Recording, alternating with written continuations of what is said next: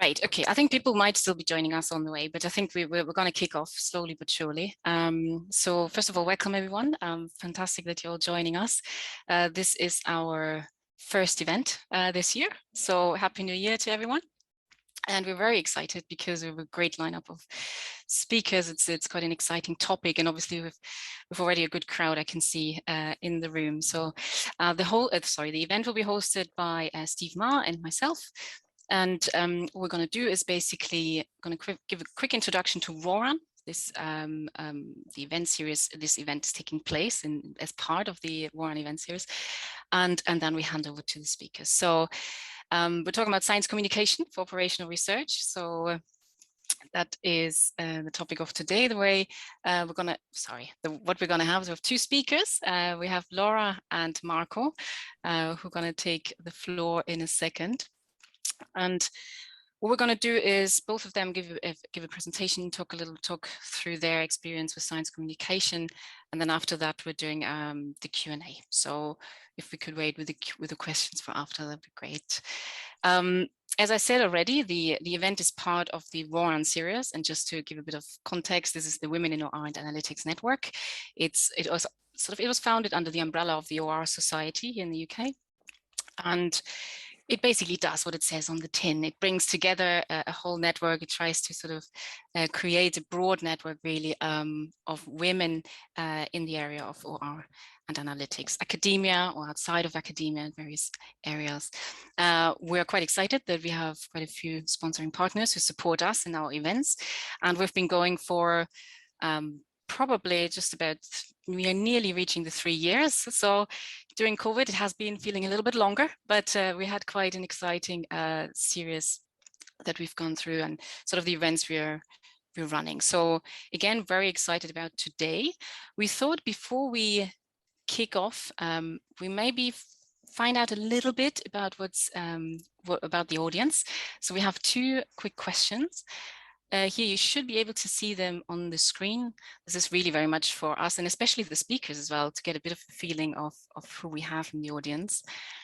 So I can see that a good share is working within the university, a few from outside, and then we have a good mix. Mix is always good, being involved in both sides. So that's great. I think that's nearly all, I think, who responded. So thank you very much. So I think we can lead to the second one, which is a little bit more about sort of actual science communication. Ruth, if you could lead us to the second one, which is about experience in science communication. I just assumed that everybody saw the results. Can I just quickly check whether actually people saw the results? Yes, because that's good.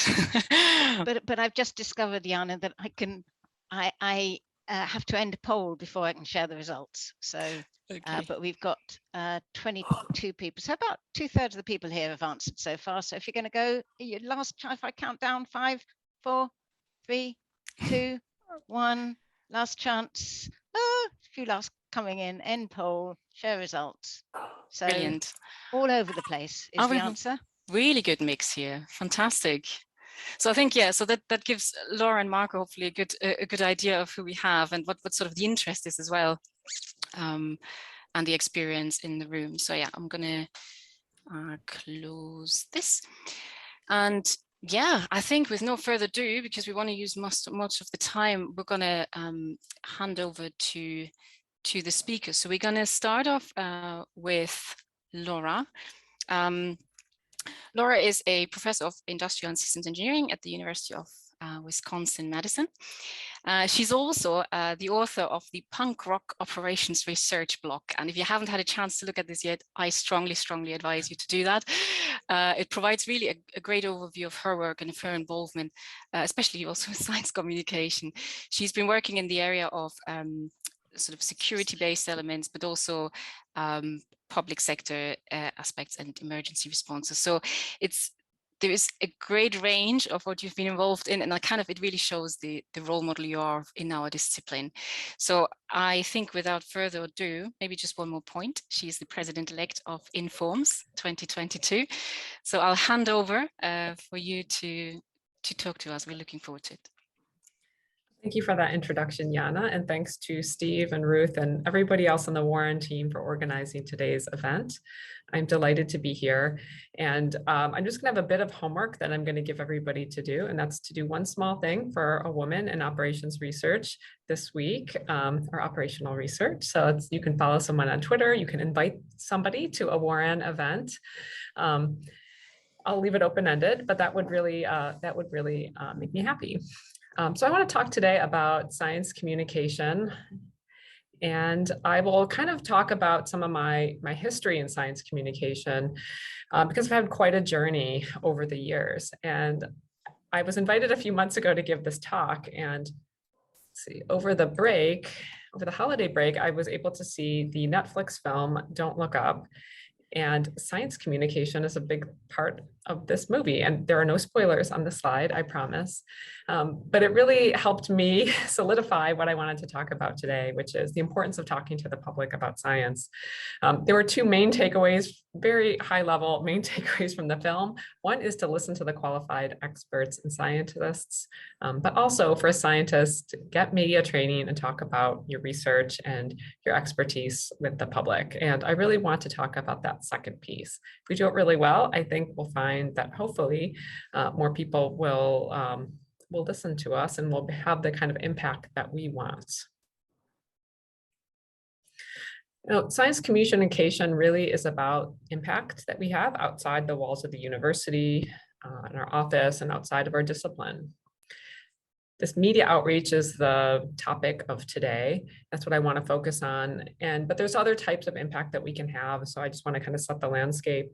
When we talk about our research more broadly, we can influence policy, we can affect legislation, we can affect industrial practices.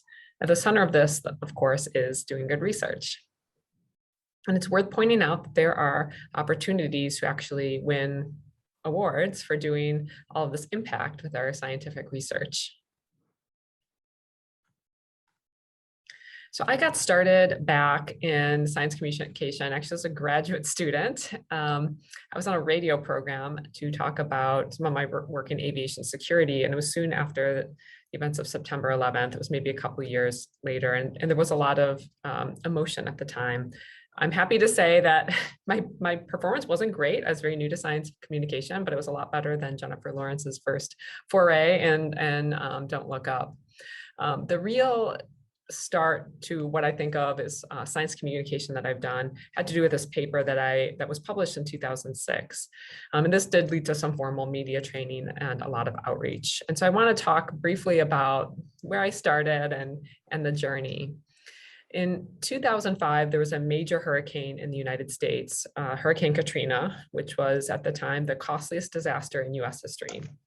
And one thing that happened after this event is that gasoline or fuel prices, I guess they call it petrol maybe here, and they skyrocketed because some oil refineries were damaged in the Gulf of Mexico from this hurricane. And I was finishing up my PhD. I was talking with my advisor, Sheldon Jacobson, about just the cost of fuel. I mean, it was just like lab chit chat, really. And it turned into a paper. And we were talking about how, one way to improve your fuel economy just a little bit is to take all that stuff out of your car and your trunk that's weighing it down, because that degrades fuel, the performance of the car. And then Sheldon, who's done a lot of work in public health and healthcare systems, pointed out that we as a nation, the United States, have gotten heavier over the past few decades, and that also means that we're using a little bit more fuel than we need to. So he posed a question to me, how much extra fuel do we use as a result of that? So we kind of connected the obesity epidemic to the price of gas, and we wrote this paper on it. And so what we did was we just put people from earlier times that maybe weighed less. So we used people from 1988 and 1960, which corresponded to these national polls that were done. And we put them in, today's cars, where today was 2005. And we found that if we put people from 1960 into 2005 cars, that accounted for about 938 million gallons of fuel annually, which is 0.7% of the nation's annual fuel consumption due to motor vehicle usage, which is a lot more than we thought it would be. So we wrote this paper. We knew that it would attract media attention. So you don't always know that when you're writing a paper. So we had, I think, a pretty good approach. And Sheldon was like all into like, we can talk to the media, it's going to be great. I was thinking it would not be great. It was pretty terrifying. And but we came up with a plan. So at that point, I was an assistant professor at Virginia Commonwealth University. Both our universities were going to release a press release ahead of time. So we knew the timing of when this could potentially occur. And then we actually underwent media training. And later on, I'll circle back to some of the takeaways that I still carry with me based on this experience.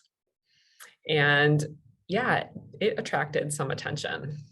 The next morning at 6 a.m., I wake up in my house, the phone starts ringing at home. They found my home phone number from radio programs that do morning shows, and they wanted live interviews. And I didn't know too much about some of these radio stations because they were in different states. And so I declined that one that morning.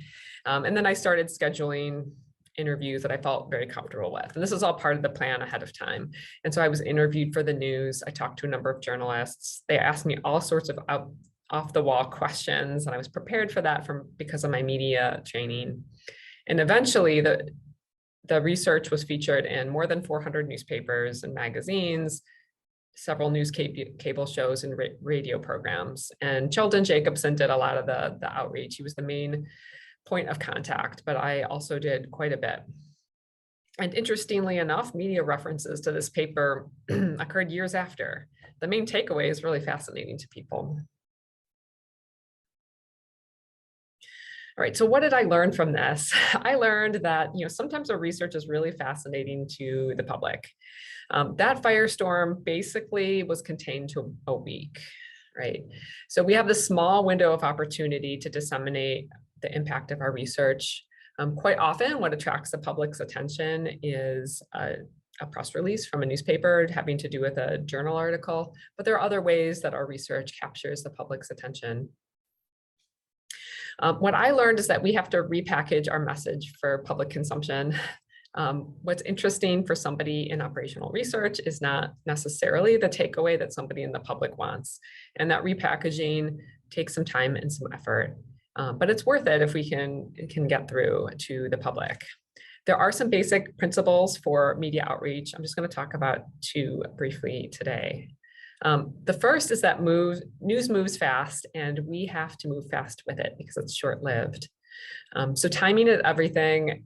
The downside to science communication is sometimes I have to drop what I'm doing and respond immediately or almost immediately. Sometimes I schedule calls with journalists for the next day or two, but on the other hand, sometimes they want a segment for the evening news and I have hours to respond. One example is I got a call at 4 p.m. to record a session for the evening news. So I said, fine, I'll do it. I, left my office, I picked up my kids and went home, and then we recorded the news segment, and then I first served dinner on the table.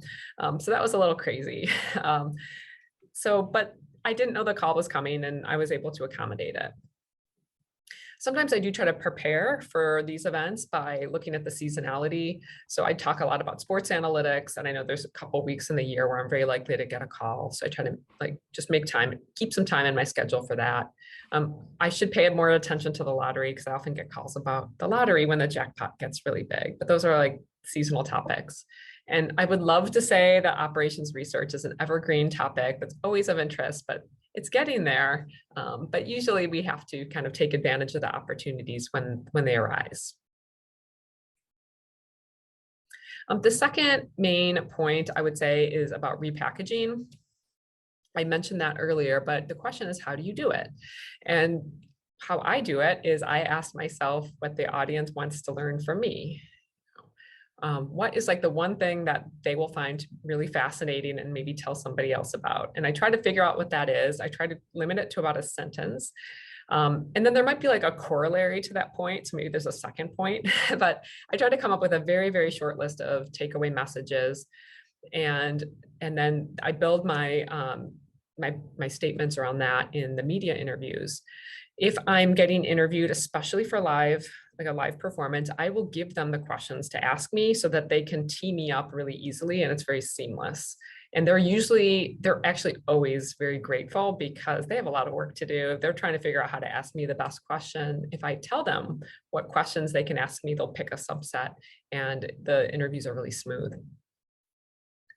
So the point is here to be brief, try to have one point when answering a question. As a professor, I like to elaborate and give my 5 reasons. No, get 1 point. If it's something that can fit on a bumper sticker or a slogan, that's really great. So Twitter has been great preparation because the old school tweets that are limited to about 140 characters is about the length of a good answer for these interviews. And so I do have to rehearse ahead of time. When I give a lecture, I can answer questions, I can elaborate, I can take a couple minutes to make sure everybody understands the topic. I can't do that on live television. The good news, if you're interested in science communication, is that this is a great time to do it. There's so much appetite and interest in expertise from academics and faculty members, and we are appearing in the news in record numbers, and not just in operational research. The public is really hungry for our expertise. They're looking for answers in an uncertain world, and they're really particularly interested in operational research and analytics. We've all been looking at COVID dashboards and data for the last 2 years. This is such a great opportunity because people want us to sort through the main messages in a data-driven world. There are a few different flavors of media outreach. You don't have to do all of them. I've participated in about 6 main flavors. The most common way I do science communication is when a journalist calls me and they need an expert to weigh in on a certain topic. And usually I'm not the only expert in the article. Usually there's experts from different disciplines in the article to kind of round out the topic. I've been on live TV. It's probably my favorite way to do science communication. It's a lot easier than it seems. They're really good at what they do. I've been on the radio for pre-recorded and live segments. I started writing op-eds 2 years ago because I was talking to journalists about policy and the pandemic, and I realized that they weren't going to include like one quote from me in the article, and there were so many more facets to the discussion. And so I started proactively trying to get the message out to shape the conversation. One of my public lectures was recorded, and you can view it on TV in Wisconsin at least. And I've been on science podcasts such as the Inform's Resoundingly Human podcast. I want to end my talk with why we should do this. I've made it seem so obvious that there's like a good outcome, but I actually want to step through this because I think the why is really important. First, what we do helps improve scientific literacy in the general public, and I think that is a goal that's worth pursuing for its own ends. The second, which is particularly important for operational research, is that we can shape the conversations. Our discipline is very prescriptive. We're looking to make changes and to make improvements. We're not just focused on understanding. And we do need to make some efforts to shape conversation so that we can hopefully have the impact that we want to see from our prescriptive suggestions from our research.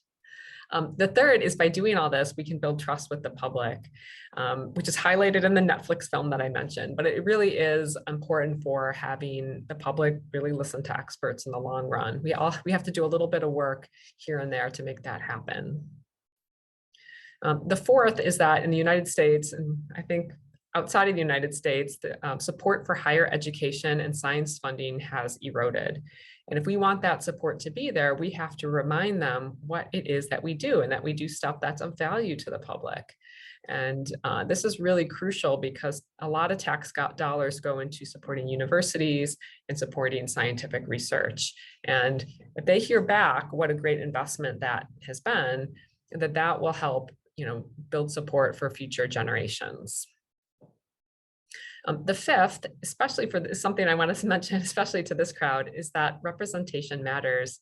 We all look like scientists and operations researchers because we are.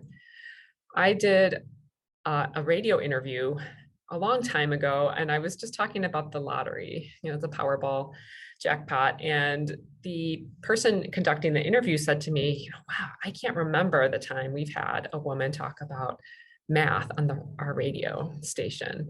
And it's something that I've clearly remembered. I've gotten comments like this periodically, and it's really important for the public to see us, to hear from us. I've had people bring their teenage daughters to my public talks. They need to see all of us and all of the different identities that we may have, and that we are scientists and that we're experts.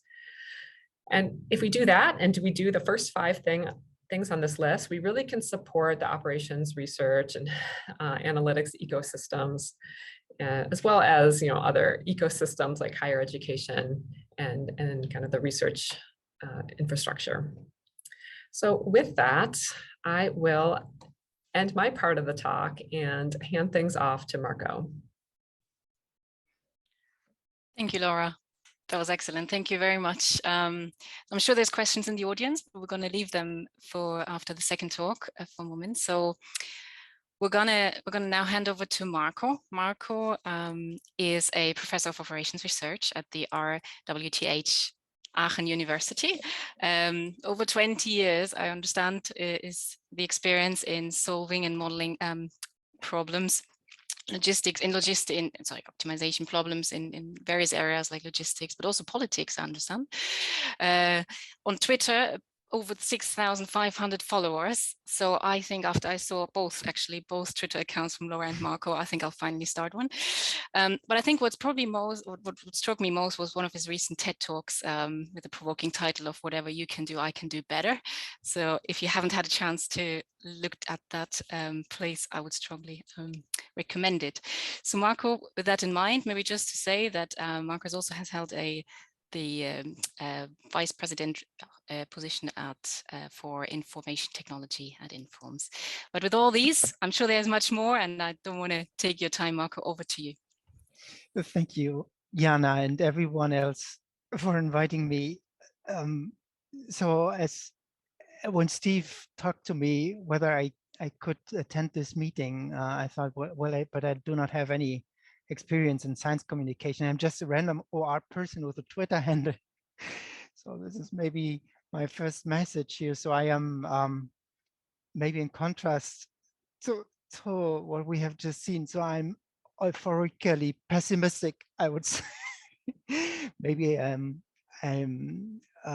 do not have so much to share, so I brought some observations and opinion here. It's a very personal thing. It's much smaller than what we have just seen. So, and what is obvious is I'm a man and I'm not a science communicator, I think, and that scares me. So you scare me so much. So let me see what there is I can tell you. I have had some experience with science communication, what I would think is science communication, where we really tried to reach the public. So the target group here was 16 to 19 all old persons. That was done by the German Science Foundation, DFG. They called it Science TV, and they were making, so the idea was to produce small videos, so 10 videos, 4 minutes each, to communicate a science topic like physics or biology. We had discrete optimization, so that was our topic, and we tried to communicate to those people who don't even know what higher math is. So that was interesting, because we had to keep it simple, and still we wanted to communicate all the fascination and all the depth of the field.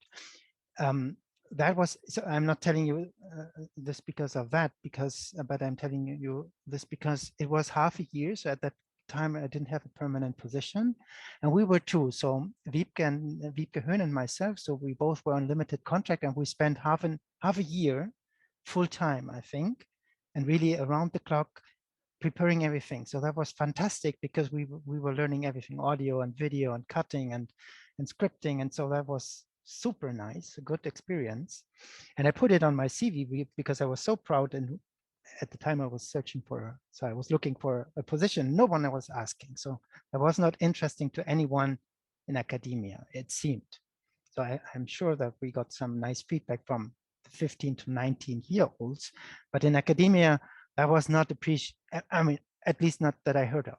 So no one cared about that. It is similar with my other, let's say, science communication activity, if you would like to call it like that. That is Twitter.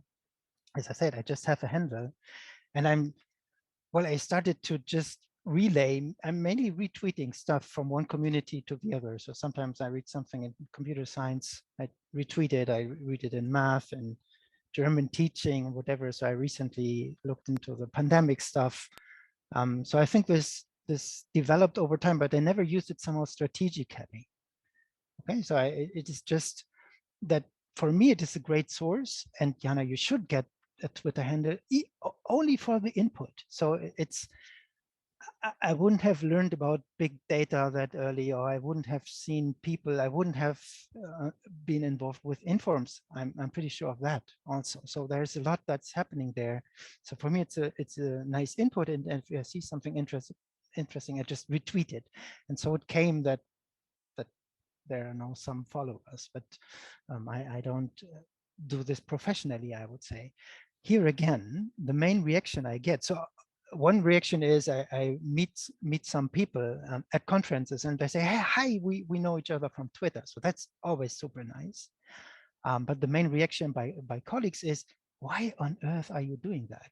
So why are you spending time on social media, on the internet, while you could do something useful? So Laura gave you some reasons why it could be useful, but so there are a lot of colleagues in academia who don't understand that it could be worthwhile spending time there. And as I said, I just brought some observations and opinions. So here's one by George Namhauser, a giant in the field, and that's a paper from, I think, from operations research. And he was writing about the impressive advances in computer technology, as you can see here, many more algorithms and all that. So there's an interesting paragraph in that paper where he says something like, okay, we can now solve super large models to optimality routinely, but not in a lot of, in many organizations, he writes, so by a relatively small number of organizations. Therefore, we need to do a better job in making optimization easier to use and in making solutions more meaningful to all types of customers. This is our challenge. This is what he wrote. And he says it involves education, research, and marketing. A rosy future with dramatically increased use of optimization awaits our meeting the challenge successfully. So this is what he predicted. And the drawback is it was 30 years ago. So we are living in that rosy future, apparently, or maybe that prediction was even the future. I don't know. So I believe we start every decade and say, this is our decade. And I believe they did so in the 50s, and they said in the 60s, 70s, and with good reasons. Every decade was their decade because it was better than before. But maybe it's still not where we could be. This rosy future, I don't know whether we have that. So one indication for this is, so this is Google Scholar, my co-author and good friend, Jacques Desrosiers from Montreal. So he consistently has something like 900 citations per year, which is great. So that is a super good number. And if you look at another person from Montreal, which is Joshua Benjo, I think he had in the first few weeks of this year, he had more citations than I had in my entire career. So he had 100,000 plus last year alone. He's working on a very related area. So he's in artificial intelligence, deep learning, machine learning, which is very close to us, I would say, but he's more relevant, at least in science, at least when counting citations. So this is just an observation. And that made me think, so what is AI? I mean, maybe it's because of their history. So that originated in the mid of last century, and it's a nerd topic, yes. It involves a lot of computing power and needs data, but then computing power, as we have seen, became cheap and available. Data became available electronically. It was relevant also in industry. And then we had this amplifying cycle in AI. So there was a practical need that raised some research activities, so they had better solutions which could be used in practice and so forth. So that was a virtuous circle, so to speak. Applications are everywhere, and boom, the media picked it up, and It's just a hype topic. Now it's everywhere. So you do not only read it in scientific publications. So there's talk about AI in the magazines, right? In the news everywhere. If you look at this, so this is our history. So if I just replace AI by OR, so this is our history. So it's exactly us, except the boom at the end. So we are not in every magazine, I would say. And maybe you can ask why that is the case, but this is so just an observation. So something went differently to that field, which is neighboring, and maybe not to OR. So I was thinking about this some time ago. I was trying a blog. I'm not very successful there, so I tried 7 or 6 articles. This is one of them because I was so annoyed by this. All of us, so we are 40 people, and all of us, we know that, for example, the TSP, traveling salesperson problem, is an easy problem for us computationally, so we can routinely solve super large instances. For the media, it seems to be an interesting problem as well. So because you can talk about it, and it has such an enormous number of solutions, and if you have a quantum computer that can solve 20 cities, that is gigantic advance of science. And we know that 20 cities is something that they could solve in the last, so like 70 years ago. So there's a discrepancy between the perception of we think is just our everyday business, solving optimization problems, combinatorial, discrete, nonlinear, whatever, to optimality, and what the media perceives. So and I thought, so maybe the reason why they jump on, okay, there's a quantum computer that can solve 20 cities, or recently there was an artificial intelligence solution that could solve 50 cities, and they don't care about 80,000 cities that we can solve. So maybe it's just because we are too complicated. And I don't know whether I can communicate what that means, but it may be that we have the best answers. So this is what Laura said, we have to package this and no one understands them. So for me as a scientist, this is really, really hard because I have to be somehow like a split personality. I would like to stick to science. I know what is right. I would like to communicate what I think is true and not what you think you would like to hear. So for me, this is a personal problem, right? And then I've often seen maybe we would like to communicate too generally because I have a method here, which is maybe integer programming. And with integer programming, I can save the world. I know this.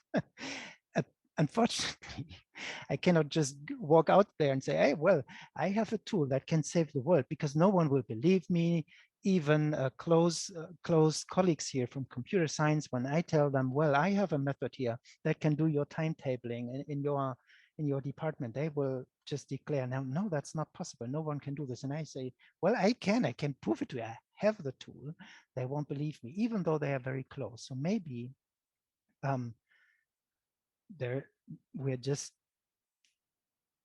we shouldn't just sell the general tool, but the very specific applications. So this is what I learned from that.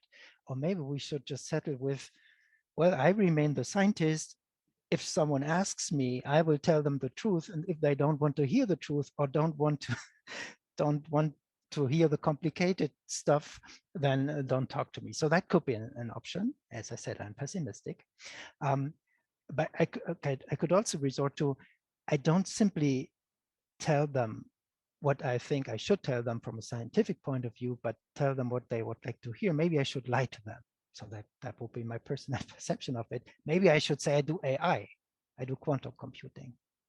And maybe this is not even a lie. So maybe because we are doing artificial intelligence.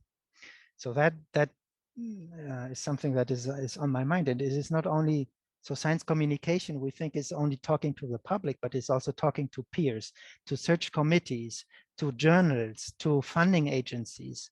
And all these people, so to speak, they look at the topics, or they define the topics, and they say, okay, we need AI in production. We need machine learning in logistics. And I say, I don't do machine learning, but I do logistics. I don't do AI, but I do production. So maybe I should just say I do AI and I do production, and then apply for the funding. And this is what I don't dare to do, but maybe I should. right? And maybe this is so the general thing we all could do. So everyone also like professor positions, for example, it's machine learning, it's artificial intelligence, it's data-driven, whatever stuff. And I think we have been doing this all the time. And I wouldn't dare to declare that I'm an artificial intelligence scientist because this is not my training, but maybe I should. So for me, it's still, it seems like lying, but maybe you could call it rebranding, and then it's okay. So here's one narrative that I'm trying or experimenting with our engineers, because so this is Germany. We have all these machines and mechanical engineers, so they're making great machines. So this is high-end technology, I think, but they're not necessarily operating that high-end technology, so the hardware, with a high-end technology, the software, our software, so the operation and the processes. So this is what we could support. So this is what I'm trying to sell them. So high-end technology deserves high-end technology, meaning the best hardware needs the best software. We can provide the best software, so why not collaborate? So this is one way of trying it these days. I'm not sure whether that works, but it's just I wanted to tell you. And I would like to conclude. So even though I don't know whether I was able to tell you anything, I'm already concluding with a cliche and a very personal view on the world, which is this. So we are also communicating in education, for example. So when I'm teaching about a method, and then I will have an example. And the example will be like in mechanical engineering or in automotive industry or in, I don't know. So many of the examples, so this goes particularly in the direction of men, what we can change to have a better communication. So because I'm so tired of all this fighting and winning and power and money and all that. So when I'm giving examples in class, so what we did before is like production should be more efficient. The route should be quicker. The production should have the largest throughput, whatever. So we were always efficiency and money and winning and fighting and power. So these were our examples, and this is what a lot of optimization is about. But we could also think of this from a different perspective. So we could make it more fair or more equitable, or have examples where we support each other, or have a work-life balance, or so we could have different examples where we can optimize, and optimization could be just other things than money, for example, right? And so, as I said, this cliches, but I would say, so this is a male view and this is a female view, and I'm really thinking of this as, if we have more examples like this, and think about the communication where we could be is not only efficiency and less expenses and all that, but also a better world, so to speak, then we could reach also an audience which at least, yeah, some of us may not have reached in the past, also with our examples. And this could be also something which is good in education. So we are also communicating to students, for example, our science, and this could be a better way. So I'm counting on the female examples and on those teaching this stuff, because I think this is where we can be strong. Apparently, we have not, my perception, we have not managed to bring our methods globally into production to be more efficient, to be cheaper, to be more powerful. But maybe we can bring our methods in being more balanced, sustainable, supportive.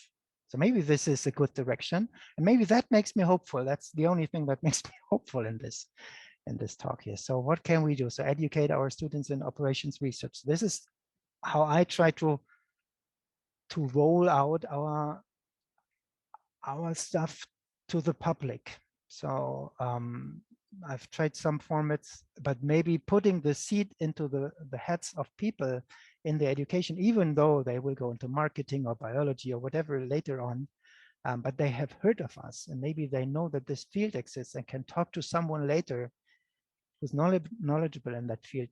Maybe this is my contribution, how I can somehow spread the word about operations research. Maybe we should rebrand to AI. So that's really a discussion. I don't know. Certainly for me, it's true. I shouldn't try to communicate not the largest possible use case. So I have the general method that saves the world. But look, you have a very small no, not small. You have a planning problem here, and I think I have the perfect solution. I have a tool that does exactly what you need. So maybe go like this. And what I think we can also learn from the artificial intelligence machine learning community is that they are much more than us. So I think AI is much bigger than OR in terms of numbers of people. But what they are also very good is tools and software. So it's like when people are coming from machine learning, they would ask something like, okay, where's the library for solving vehicle routing problems? In Python, please. I would just input my data and get the solution. So where's the library? There's a library for everything. And they have tools for everything. They have tool chains for everything. You just upload the data and get the visuals back. So it should be low threshold. If you compare that to 20 years ago, it's much lower threshold now to do optimization. So having modeling languages and all that, but it's far too high still compared to machine learning tools, I would say. So maybe we should focus on that. And that in some ears, this does not sound scientific if I say something like, okay, we should develop software that is usable by everyone who wants to do optimization and would like to try it. If they cannot try it, they don't know about it in some sense. And also what we can do, at least I'm counting myself to the elder people. So we old guys, what we can do is appreciate science communication as an asset in a CV. So if people don't care about anyone's Twitter handle or about having produced movies or having talked to the radio, if this doesn't count, then things will not change. So we should appreciate that and invite people and at least make an awareness in search committees that, look, what they did, they talked to the media. This is important because, so we should appreciate that. And maybe we can just wait because of my last two slides. So I think that the world will develop, it's a very personal view, but it will develop female in some sense. And this is good news. And because what we have tried so far, at least in the Western part, I think was a very male view. And that this did not work very well, in my opinion. So maybe time will be on our side and on your side. And that is my last comment. As I said, very personal, maybe very weird, but this is my thoughts on this. Thank you very much. Yeah, thank you very much, Marco, and again, thank you to Laura for two very great talks there. And so now I guess we've got the opportunity for some questions. So you can either pop it in the chat, any questions you have, or raise your hand and I can ask you to unmute yourself and ask a question. And so I guess I'll just get things started. So I guess a question for Laura. So you actually have you've done a lot of different activities with science communication. Is there any particular one, like, so you had a slide with all those different types, is there any particular one that you found most enjoyable? Is there one that you would prefer to do compared to others of those activities? Oh man, I like them all. I mentioned how I like to do live television because it's a lot easier than pre-recorded television, and I will explain why. And mainly because with live television, you're having a conversation with people who are really good conversationalists. Like, their skill is amazing. When I pre-record, like, there's a camera and I'm having this one-way conversation. They're not really paying attention. They're just like, look over here and give some answers. We'll record them and we'll run with something on the news. And I'm not really sure what they're going to take and how they're going to take it out of context. So that's kind of a piece. But, you know, practically speaking, like, it's really enjoyable and fun to talk to a reporter who's just writing an article in a newspaper, because they will sit and listen for your lesson a little bit. So it's very easy. I don't need as much preparation for those calls. So like day to day, those are super enjoyable. They have some questions and I'll say, oh, this is not the right way to look at it, but here's the piece that I can comment on from my research, and I can educate them a little bit. And I try to give them a couple money quotes along the way. But that one I find is, you know, it's very different than the live television, which I also enjoy, but I like having that opportunity to not have to prepare ahead of time and just be able to dig into the details a little bit. Oh, no, thank you. So I've got a question from the audience here. I think I'll direct this to Marco. And so also Laura can answer as well. So in terms of public perception of OR, so have you found that the public knowledge of OR has generally increased since you started working in OR? Wow, this I don't know. So maybe the answer is yes, but in my bubble, right? So of course we see students and we see that that we do educate them more in OR and related fields. In general, I wouldn't know. If you just walk into a random person on the streets and ask them about OR, it's not only because of the language OR no one knows it. Even if I explain what we do, they wouldn't believe. And so maybe not, no. Maybe you disagree, but I wouldn't see this. I might actually ask Laura as well the same question, because you're talking to media. So did the media, have they noticed more? Do they know more about OR since you've started talking about it? Absolutely not. They usually find me through one of the applications. They look for topics, and yeah, they're not really interested in learning about OR necessarily, but they're learning about like the wins and the takeaways and this like the so what part of OR. I don't think I've ever found somebody that wanted to talk to me because I was an OR expert. Okay. So something about, I guess, social media and Twitter. So Laura, I'll start with you. So you've got, I guess, a big following as well on Twitter.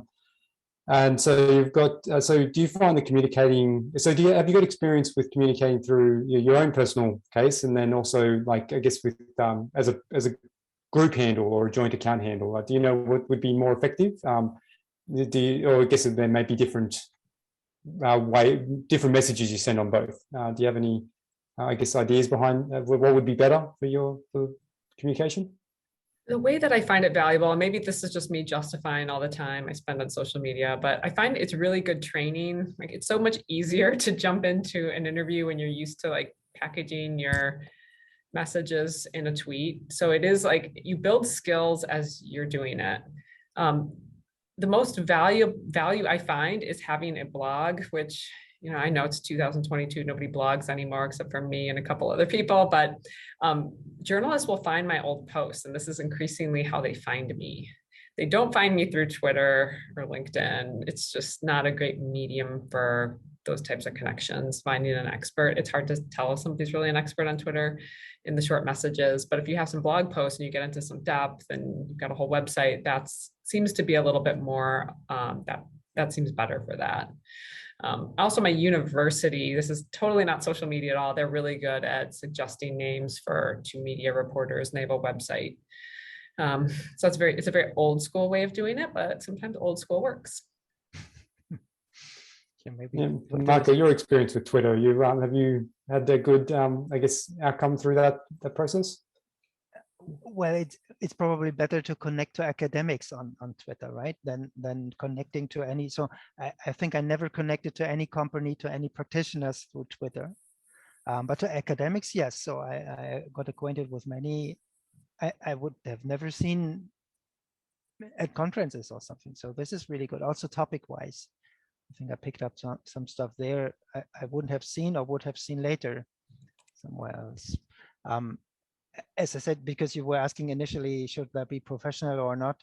So my decision was not to have it professionally. So it just was an exchange place for stuff initially. And then because I was interested mainly in OR stuff, it was an exchange place for OR stuff. But that was a rather arbitrary development, I would say. Yeah. So I've got a question here from Felix. So this would be for Laura. So is research into security applications more of a liability or an opportunity when it comes to science communication? It's definitely not a liability. It's an asset when security is in the news. Sometimes I'll tell my university I'm available to talk about this issue, and people are really excited that if they can find an expert on it. It's everything's an opportunity. Just a matter of the time and the place, you know. Thanks, thank you. Vishalaji, sorry, I don't know if I pronounced it right. Would you like to ask a question? Thank you, Stephen. I just wanted to thank everyone who's here. Just a quick question was about publications in respect to OR. So this is a publication released by the OR, so it's through the Operations Research Society. And I wanted to know, are there international publications that are sent out to people who have an interest in OR? Just because I love tuning into broadcasts and it's great to be in a webinar with people. But it is also nice to be making dinner, reading something, and taking on knowledge from across the world and being able to reach out to the wider community. ORMS Today exists, right? So Informs has one as well, a magazine. Informs also has an analytics magazine, which I think has some of the same material. That might be slightly more broadly focused, but it's not in print. I think it's just a virtual magazine. So Marco, your talk, so you I guess the main theme of your talk is trying to get more knowledge out there about OR and trying to look at different ways in order to be able to do that. So I wanted to ask you about the OR Forum Journal. Is that a platform? Is that like in order to achieve that goal? Is that something you've been looking at with that? So that is hard. We founded that journal because we thought that there should be a place for all that non-traditional stuff. So like software descriptions or experiments that fail, but from which we can still learn, or maybe how to communicate. So Laura published there a lot of her experience about communication to the general public. But it's very, very tough to attract that. Even if you tell people that they can send us this experimental stuff, they still send us just articles, which is good, of course, because so we can publish results, but maybe people don't dare, or maybe they don't know, or maybe they don't think it's interesting to anyone, or maybe it's much more work to maybe describe a software, to have the implementation, to have the experiments in a good shape and all that, maybe more work than just publishing an article. So I don't know. So maybe it requires us to be professional science communicators to talk about science communication. Maybe we have to be professional experiment failures to talk about failed experiments, and not just having this as a byproduct of our research. I don't know, but it's hard. It's hard to attract that to the journal. So I don't know whether the journal will change that, but we are open to these different kinds of works. Yeah, Laura, we've got a question from Nadia. Do you think that media communication suits some personalities more than others? Yes, I'm not going to say everybody should do everything exactly like me. Having said that, I would say I have changed and I have grown along with the media communication that I've done. And so, of course, always envision the growth that can occur. But it's probably not for everybody. It is a lot of work. Being able to, it's hard with a family to drop things at the last second to respond to a phone call that can be very stress-inducing. It's stress-inducing for me, but the value is so high for me personally. So we all have to make these personalized decisions. The part that I think is more universal is being able to improve the communication in short bursts to a more general audience. I talked about like condensing the message down and really getting to the point. So if you're getting in front of a classroom and teaching, there's a part of the skill development that is really, really tangible and useful and can help you do what you do so much better. And also I tried to give us some examples about different ways to get involved in science communication, because the right mix might be different for somebody else that also wants to do science communication. They might want a very different mix than me. Yeah, thank you. So I think I might start wrapping up now, but so just one last thing. So Marco, so I'll ask both Marco and Laura, do you have just one tip that you'd like to give just for the people out here about either communicating about OR or getting into science communication? So we'll start with Marco. No. So maybe so for me personally, it is like, don't take it too seriously, and if the opportunity arises, take it. If not, don't worry too much about it and just do good science. And Laura, do you have just one pearl of wisdom that you could impart to us? Yes, Steve, I'm so impressed with your question, because that was also one of the takeaways from my talk, is to just come up with one tip. And then you've asked me for just one tip. And I'm still thinking, I'm like, I should come up with 5, which is always my knee-jerk reaction. So this is why I have to prepare. One tip that I didn't put in there that I think is a really good tip for getting started, if you're thinking about it, is to talk to your department chair if you're at a university, because I mentioned press releases, access to media training, access to maybe a news bureau at your university that connects experts to journalists. Like, that is a good place to start. But like, the one piece of that is like, say, hey, I've got a great paper coming out, can we do a press release? That I think is sort of like the gateway drug to getting started for a lot of folks. And as a department chair now, I'm thrilled when people come and tell me about the great publications coming up, because then I can highlight and celebrate their work. So it's kind of win-win.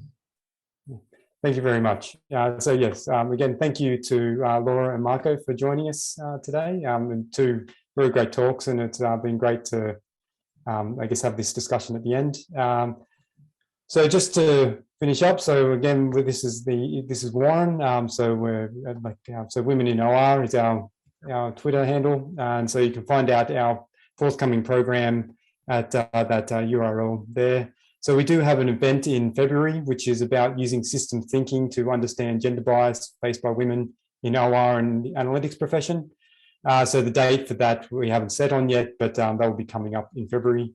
We also have an event coming up in March in conjunction with International Women's Day. So yes, so thank you all for the attending. And so again, if you're not a member of WORAN, please come along and join. So I'd like to say again, finally, a thank you for Marco and Laura. And thanks for Karen for helping out with the organisation and the OR Society, and very much thank you for everyone for coming along. Without you coming along, then we don't really have. There's no point to making the event. So it's great to have the attendance here. So thank you very much for that. And I hope you all have a good evening, and we'll see you all at the next WORAN events. Bye-bye. Thank you. And thanks, everybody. And thanks also to Steve and Jana for all the work you put into organising it.